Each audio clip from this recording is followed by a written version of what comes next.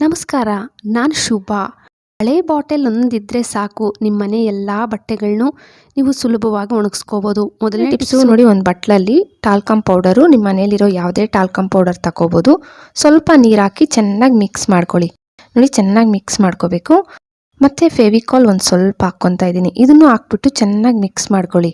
ಅಂದರೆ ಆ ಪುಡಿ ಪುಡಿ ಹಂಗಿರಬಾರ್ದು, ಚೆನ್ನಾಗಿ ಮಿಕ್ಸ್ ಆಗಬೇಕು. ಚೆನ್ನಾಗಿ ಮಿಕ್ಸ್ ಆದಮೇಲೆ ಮಕ್ಕಳದ್ದು ಈ ಥರ ವಾಟರ್ ಪೈಂಟು ಯಾವುದಾದ್ರೂ ತಗೋಬೋದು. ನಾನು ರೆಡ್ ತಗೊತಾ ಇದ್ದೀನಿ. ಇಲ್ಲ ನಮಗೆ ಪಿಂಕ್ ಬೇಕು, ನೀವು ನೈನ್ ಪಾಲಿಷ್ ಯಾವ ಕಲರ್ ಮಾಡ್ಕೋಬೇಕಂತಿರ್ತೀರಲ್ಲ, ಆ ನೈನ್ ಪಾಲಿಷ್ ಕಲರ್ ನೀವು ಹಾಕ್ಕೋಬೋದು. ನಿಮಗೆ ಪಿಂಕ್ ಇಷ್ಟನಾ, ನಿಮ್ಮ ಡ್ರೆಸ್ ಮ್ಯಾಚಿಂಗ್ ಯಾವುದನ್ನು ಮಾಡ್ಕೋಬೋದು. ನಾನು ರೆಡ್ ಇತ್ತು, ರೆಡ್ ಮಾಡ್ಕೊಂಡು ತೋರಿಸ್ತಾ ಇದ್ದೀನಿ. ರೆಡ್ ನೋಡಿ, ನಾನು ಸ್ವಲ್ಪ ಹಾಕಿದರೆ ಈ ಕಲರ್ ಕಾಣಿಸ್ತಾ ಇದೆ. ಇವಾಗ ನಿಮಗೆ ನೈಲ್ಸ್ಗೆ ಅಪ್ಲೈ ಮಾಡ್ಕೊಳ್ಳೋದು. ನಮ್ಮ ಮನೇಲಿ ಇವಾಗ ನೈನ್ ಪಾಲಿಷ್ ಆಗೋಗಿರುತ್ತೆ, ತಕ್ಷಣ ನಾವು ಹೋಗಿ ತರೋಕ್ಕಾಗಲ್ಲ. ಆ ಟೈಮಲ್ಲಿ ತುಂಬ ಸುಲಭವಾಗಿ, ನೋಡಿದ್ರಲ್ಲ, ಕಮ್ಮಿ ಇಂಗ್ರೀಡಿಯೆಂಟ್ಸಲ್ಲೇ ತುಂಬ ಸುಲಭವಾಗಿ ನಾವೇ ಮನೆಯಲ್ಲಿ ಮಾಡ್ಕೋಬೋದು. ಒಂದು 10 ದಿನ ಇದು ಹಂಗೆ ಇರುತ್ತೆ. ನೋಡೋಕ್ಕೂ ತುಂಬ ಸೇಮ್ ಆಚೆಯಿಂದ ತಂದು ನಾವು ಹೆಂಗೆ ನೈನ್ ಪಾಲಿಷ್ ಹಚ್ತೀವಲ್ಲ, ಸೇಮ್ ಹಂಗೆ ಕಾಣಿಸುತ್ತೆ.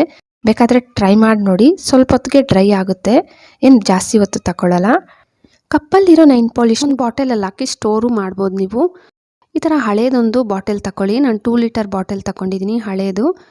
ಈ ಬಾಟಲ್ಗೆ ನಾನು ಕಂಬಿ ಸ್ವಲ್ಪ ಸುಟ್ಟುಬಿಟ್ಟು ಕೆಳಗಡೆ ಹೋಲ್ ಮಾಡ್ಕೊಂಡಿದ್ದೀನಿ. ನೋಡಿ, ಈ ಥರ ನೀವು ಹೋಲ್ ಮಾಡ್ಕೋಬೇಕು. ಮತ್ತು ದಾರ, ಪ್ಲಾಸ್ಟಿಕ್ ದಾರ ತಗೊಂಡಿದ್ದೀನಿ. ನೀವು ಚಾರ್ಜಿಂಗ್ ವೈರೆಲ್ಲ ಹಾಕ್ತಿರಲ್ಲ, ಹಳೇದು ಯಾವುದನ್ನ ಚಾರ್ಜಿಂಗ್ ವೈರ್ ಇದ್ದರೆ ಅದನ್ನು ಬೇಕಾದ ತಗೋಬೋದು. ಇಲ್ಲ ಪ್ಲಾಸ್ಟಿಕ್ ದಾರನೇ ಸ್ವಲ್ಪ ಗಟ್ಟಿ ಇರೋ ದಾರ ತಗೊಂಡು ಅದ್ರ ಒಳಗಡೆಯಿಂದ ಸೇರಿಸ್ಬಿಟ್ಟು ತಗೊಂಡಿದ್ದೀನಿ. ಮತ್ತು ಪೆನ್ ಆಗೋದ್ಮೇಲೆ ಬಿಸಾಕ್ತಾ ಇರ್ತೀರಲ್ಲ, ಅದ್ರ ಬದಲು ಈ ಥರ ಪೆನ್ಸ್ ಆಗೋದ್ಮೇಲೆ ಅದನ್ನು ಅದರೊಳಗಡೆಗೆ ಸೇರಿಸ್ಬಿಡಿ. ನೋಡಿ, ಎರಡೂ ದಾರದೊಳಗಡೆ ನಾನು ಪೆನ್ದು ಮುಂದೆ ಭಾಗ ಇತ್ತಲ್ಲ, ಇದನ್ನು ಸೇರಿಸ್ಬಿಟ್ಟು ಎರಡು ಈಕ್ವಲಾಗಿ ದಾರ ಹಿಡ್ಕೊಂಡು ಗಂಟು ಹಾಕ್ಬಿಡಿ ಮೇಲೆಗೆ. ಎರಡು ಟೈಟಾಗಿ ಹಿಡ್ಕೊಂಡು ಒಂದು 2ರಿಂದ 3 ಗಂಟು ಹಾಕ್ಕೊಳ್ಳಿ. ಬರ್ದಿರಾ ನೀಟಾಗಿ ಎಲ್ಲ ಗಂಟು ಹಾಕ್ಬಿಟ್ಟಿದ್ದೀನಿ.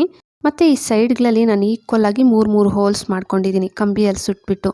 ನೀವು ಅಷ್ಟೇ 3 ಹೋಲ್ ಮಾಡ್ಕೋಬೇಕು. ಮತ್ತು ಕೋಲು ಸ್ವಲ್ಪ ಗಟ್ಟಿ ಇರೋ ಕೋಲೇ ತಗೋಬೇಕು. ಇದು ತುಂಬ ಗಟ್ಟಿ ಇದೆ, ಒಂದು 3 ಪೀಸ್ ಕೋಲ್ ತಗೊಂಡಿದ್ದೀನಿ. ಈ ಥರ ಕೋಲ್ನು ನೀವು 3 ಹೋಲ್ ಒಳಗಡೆಗೆ ಸೇರಿಸ್ಬಿಡಿ. ತೋರಿಸ್ತಾ ಇದ್ದೀನಿ ನೋಡಿ, 3 ಹೋಲ್ ಒಳಗಡೆನೂ ಕರೆಕ್ಟಾಗಿ ಸೇರಿಸ್ಬಿಡಿ, ಗಟ್ಟಿಯಾಗಿ ಸೇರಿಸ್ಬಿಟ್ಟು. ಮತ್ತು ಬಟ್ಟೆ ಕ್ಲಿಪ್ಸ್ ತಗೋಬೇಕು. ಇದಕ್ಕೆ ನಾನು ಉಲ್ಲನ್ ದಾರದಲ್ಲಿ ಕಟ್ತಾ ಇದ್ದೀನಿ. ನಮ್ಮ ಮನೇಲಿ ಉಲ್ಲನ್ ದಾರ ಇಲ್ಲ ಅಂದರೆ ಯಾವುದಾದ್ರೂ ಗಟ್ಟಿ ಇರೋ, ಸ್ವಲ್ಪ ದಪ್ಪ ಗಟ್ಟಿ ಇರೋ ದಾರ, ಇಲ್ಲ ಸಣ್ಣ ಸಣ್ಣಗೆ ಬಟ್ಟೆ ಪೀಸ್ ಇದ್ದರೆ ಸ್ವಲ್ಪ ಬಟ್ಟೆ ಪೀಸ್ನು ಬೇಕಾದರೆ ಕಟ್ ಮಾಡಿ ತಗೊಂಡು ಅದ್ರ ಒಳಗಡೆಯಿಂದ ಸೇರಿಸ್ಬಿಟ್ಟು ಈ ಥರ ಗಂಟು ಹಾಕ್ಕೊಂಡು ಬರಬೇಕು.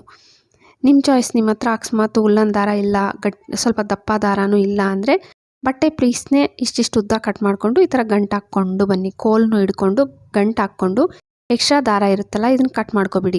ಒಂದು ಕೋಲ್ಗೆ ಒಂದು 2 ಕ್ಲಿಪ್ಸ್ ಹಾಕ್ಕೊತಾ ಇದ್ದೀನಿ. ಆ ಕಡೆ 2, ಈ ಕಡೆ 2 ಹಂಗೆ ಸೇಮ್ ಎಲ್ಲ ಅದೇ ಹಾಗೆ ನಾನು ವಿಡಿಯೋದಲ್ಲಿ ತೋರಿಸ್ಕೊಟ್ಟಂಗೆ ನೀವು 2 ಕ್ಲಿಪ್ಸ್ ಹಾಕ್ಕೋಬೇಕು. ಇದನ್ನು ನೀವು ಮಳೆ ತುಂಬ ಬರ್ತಾ ಇದೆ, ಇವಾಗ ಮಕ್ಕಳದು ಚಿಕ್ಕ ಚಿಕ್ಕ ಬಟ್ಟೆ, ಈ ಸಾಕ್ಸ್ ಎಲ್ಲ ಬೇಗ ಒಣಗಲ್ಲ, ಟೀ ಶರ್ಟ್ಸು, ಚಿಕ್ಕ ಚಿಕ್ಕ ನಿಕ್ಕರ್ಸು ಇವು ಒಣಗಲ್ವಲ್ಲ, ಇದಕ್ಕೆ ಹಾಕಿಟ್ಬಿಟ್ಟಿದ್ದೀರಂತಂದರೆ ಇದು ತಿರುಗ್ತಾ ಇರುತ್ತೆ ಗಾಳಿಗೆ, ಬೇಗ ಬಟ್ಟೆ ಕೂಡ ಒಣಗೋಗುತ್ತೆ. ನೋಡಿದ್ರಲ್ಲ, ಬೇಡ ಅಂತ ಬಿಸಾಕೋ ವಸ್ತುಗಳು ಕೂಡ ನಾವು ಮತ್ತೆ ಬಳಸ್ಕೋಬೋದು. ಈ ಥರ ಮಾಡಿ ಇಟ್ಕೊಂಡಿದ್ದೀರಂದರೆ ಮಳೆಗಾಲದಲ್ಲಿ ನಮಗೆ ಬಟ್ಟೆ ಒಣಗ್ಸೋಕ್ಕೆ ತುಂಬ ಸುಲಭವಾಗಿರುತ್ತೆ. ದಿಂಬು ದಿನ ಬಳಸ್ಕೊತೀವಿ, ಆದರೆ ದಿಂಬು ಕವರ್ ವಾಶ್ ಮಾಡ್ತೀವಿ, ದಿಂಬ್ಸ್ ಹಂಗೆ ಇಟ್ಬಿಡ್ತೀವಲ್ಲ, ದಿಂಬುಗಳಲ್ಲಿ ಕೂಡ ಬ್ಯಾಕ್ಟೀರಿಯಾಸ್ ಇರುತ್ತೆ. ನೀವು ತಿಂಗಳಿಗೆ 1 ಟೈಮನ್ನು ಏನು ಮಾಡಬೇಕಂದ್ರೆ, ನಿಮ್ಮ ದಿಂಬುಗಳನ್ನು ಸ್ವಲ್ಪ ಬೇಕಿಂಗ್ ಸೋಡಾ ಅವುಗಳ ಮೇಲೆ ಚಿಮುಕಿಸಿ ಈ ಥರ ಉದುರಿಸ್ಬೇಕು. 2 ಸೈಡ್ ಉದುರಿಸ್ಬಿಟ್ಟು ಮತ್ತು ಒಂದು ಬಟ್ಟೆಯಲ್ಲಿ ಒಣಗಿರೋ ಬಟ್ಟೆ ತಗೊಳ್ಳಿ, ಚೆನ್ನಾಗಿ ಈ ಥರ ಒರೆಸ್ಬೇಕು, ಉಜ್ಜಬೇಕು. ಮತ್ತು ಲಟ್ಟಣಿಗೆಯಲ್ಲಿ ಹೊಡೀರಿ, 2 ಸೈಡು ಈ ಥರ ಲಟ್ಟಣಿಗೆಯಲ್ಲಿ ದಿಂಬನ್ನು ಹೊಡಿಬೇಕು. ಆ ಪುಡಿ ಏನಾದರೂ ಇದ್ದರೆ ಎಲ್ಲ ಉದುರೋಗ್ಬಿಡುತ್ತೆ. ತಿಂಗಳಿಗೆ 1 ಟೈಮನ್ನು ನೀವು ಈ ಥರ ಮಾಡ್ಕೋಬೇಕು. ಮತ್ತು ಒಂದು ಬಟ್ಲಲ್ಲಿ ಸ್ವಲ್ಪ ನೀರು ತಗೊಂಡು ಶಾಂಪೂ ಹಾಕ್ಕೊಳ್ಳಿ. ನಾವು ತಲೆಗೆ ಆಯಿಲ್ ಎಲ್ಲ ಇಟ್ಟಾಗ ದಿಂಬಿಗೆ ಮೆತ್ಕೊಂಡಿರುತ್ತಲ್ಲ, ಶಾಂಪೂ ಆದರೆ ನೀಟಾಗಿ ಕ್ಲೀನ್ ಮಾಡುತ್ತೆ. ನಿಮ್ಗೆ ಇನ್ನೂ ಒಳ್ಳೆ ಸ್ಮೆಲ್ ಇರಬೇಕಂದ್ರೆ ಕಂಫರ್ಟ್ ಹಾಕ್ಕೋಬೋದು, ನಾನೇನು ಹಾಕ್ಕೊಂಡಿಲ್ಲ. ಹಿಂದ್ಗಡೆ ಈ ಥರ ಗ್ಲಾಸ್ ಸಾಕ್ಸ್ ಹಾಕ್ಬಿಟ್ಟು ಗಂಟು ಹಾಕ್ಕೊಂಡಿದ್ದೀನಿ. ಈ ನೀರಲ್ಲಿ ಅದ್ಬಿಟ್ಟು ನೋಡಿ, ಈ ಥರ ಉಜ್ಜ್ತಾ ಇರಬೇಕು. ಇದಕ್ಕೆ ಮೆತ್ಕೊಂಡಿರೋ ಧೂಳು ಆಗಲಿ ಎಲ್ಲ ನೀಟಾಗಿ ಬಂದ್ಬಿಡುತ್ತೆ. ನಿಮ್ಮ ದಿಂಬುಗಳು ಕೂಡ ಒಂದು ಒಳ್ಳೆ ಸ್ಮೆಲ್ ಇರುತ್ತೆ. ನೋಡಿ, 2 ಸೈಡ್ ಸೇಮ್ ನಾನು ಹೇಳ್ಕೊಟ್ಟಂಗೆ ಮಾಡ್ಕೊಳ್ಳಿ. ಮತ್ತು ನಿಮಗೆ ಮನೆಯಲ್ಲಿ ಎಷ್ಟು ದಿಂಬುಗಳಿದೆಯೋ ಅಷ್ಟು ದಿಂಬುಗಳನ್ನು ಸೇಮ್ ನೀವು ಇದೇ ಥರ ಮಾಡ್ಕೊಬಿಡಬೇಕು. ಮತ್ತು ನಿಮಗೆ ಬಿಸಿಲು ಬೀಳೋ ಜಾಗದಲ್ಲಿ ಚಾಪೆ ಹಂಗೆ ಹಾಕಿ ಇಡ್ಬೋದು, ಇಲ್ಲ ಈ ಥರ ಎತ್ತಿಕ್ಕಿ. ಒಂದು ಬಟ್ಲಲ್ಲಿ 2 ಕಪ್ಪಷ್ಟು ಗೋಧಿ ಹಿಟ್ಟು ತಗೊಂಡಿದ್ದೀನಿ. ಒಂದು ಸ್ವಲ್ಪ ಪುಡಿ ಉಪ್ಪು ಹಾಕ್ಕೊಂಡು ಚೆನ್ನಾಗಿ ಮಿಕ್ಸ್ ಮಾಡ್ಕೊಳ್ಳಿ. ಒಂದು ಮೊಟ್ಟೆ ಒಡೆದ್ಬಿಟ್ಟು ಹಾಕ್ಕೊಳ್ಳಿ. ಮೊಟ್ಟೆ ಹಾಕ್ಬಿಟ್ಟ ತಕ್ಷಣ ನೀರು ಹಾಕ್ಕೊಳಕ್ಕೆ ಹೋಗಬೇಡಿ, ಚೆನ್ನಾಗಿ ಹಿಟ್ಟಿಗೆ ಇಡಿಸ್ಬೇಕು. ನೋಡಿ, ಹಿಟ್ಟು ಚೆನ್ನಾಗಿ ಮಿಕ್ಸ್ ಮಾಡಿಕೊಂಡು ಮತ್ತೆ ಸ್ವಲ್ಪ ಸ್ವಲ್ಪ ನೀರು ಹಾಕ್ಕೊಂಡೆ ಹಿಟ್ಟು ಕಲಿಸ್ಕೊಳ್ಳಿ. ಹಿಟ್ಟು ಅಷ್ಟೇ ಜಾಸ್ತಿ ಗಟ್ಟಿಯಾಗೂ ಇರಬಾರ್ದು, ಜಾಸ್ತಿ ಮೆತ್ತಗಿರಬಾರ್ದು. ಚೆನ್ನಾಗಿ ಹಿಟ್ಟು ಕಲಸಿದ್ದಾದಮೇಲೆ ಒಂದು ಸ್ವಲ್ಪ ಆಯಿಲ್ ಅಪ್ಲೈ ಮಾಡಿಬಿಟ್ಟು ಒಂದು ಮುಚ್ಚಳ ಇಟ್ಬಿಟ್ಟು ಒಂದು 5-10 ನಿಮಿಷ ಬಿಟ್ಬಿಡಿ. ನೀವೇನು ಮಸಾಜ್ ಮಾಡ್ಕೊಳ್ಳೋಕ್ಕೂ ಹೋಗಬೇಡಿ. ಈ ಚಪಾತಿ ಹಂಗೆ ಸಾಫ್ಟಾಗಿ ಆಗುತ್ತೆ. ನೀವು ಫಸ್ಟು ಉಂಡೆಗಳೆಲ್ಲ ಮಾಡಿಬಿಟ್ಟು ಅದ್ರ ಮೇಲೆ ಮುಚ್ಚಳ ಇಕ್ಕಿ ಸೈಡ್ಗೆ ಇಕ್ಬಿಡಿ. ಲಟ್ಟಣಿಗೆಯಲ್ಲಿ ಲಟ್ಟಿಸ್ಕೋಬೇಕು.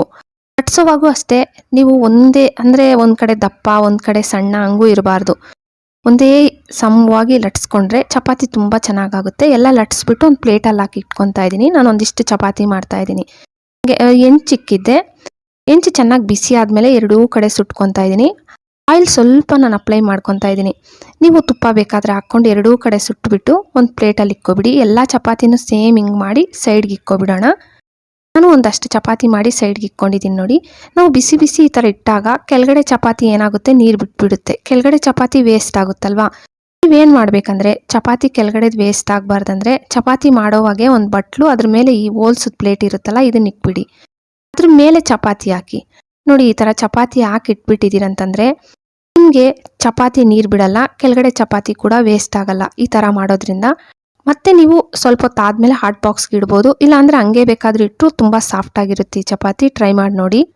ನಾವು ಮೊಟ್ಟೆ ತಿನ್ನಲ್ಲ ಅನ್ನೋರು ಬೇಕಾದರೆ ಮೊಸರು ಹಾಕ್ಕೊಳ್ಳಿ. 1-2 ಸ್ಪೂನ್ ಮೊಸರು ಹಾಕ್ಬಿಟ್ಟು ಹಿಟ್ಟು ಕಲಿಸ್ಕೊಂಡು ಚಪಾತಿ ಮಾಡಿದ್ರು ತುಂಬ ಸಾಫ್ಟಾಗಿ ಬರುತ್ತೆ. ಟ್ರೈ ಮಾಡಿ ನೋಡಿ. ಟ್ರೈ ಮಾಡಿದ್ರೆ ಅಂತೂ ಬಂದು ಕಮೆಂಟ್ ಹಾಕೋದು ಮರಿಬೇಡಿ. ಹಾಗೆ ವಿಡಿಯೋ ಇಷ್ಟ ಆದರೆ ಪ್ಲೀಸ್ ಲೈಕ್ ಕೊಡಿ.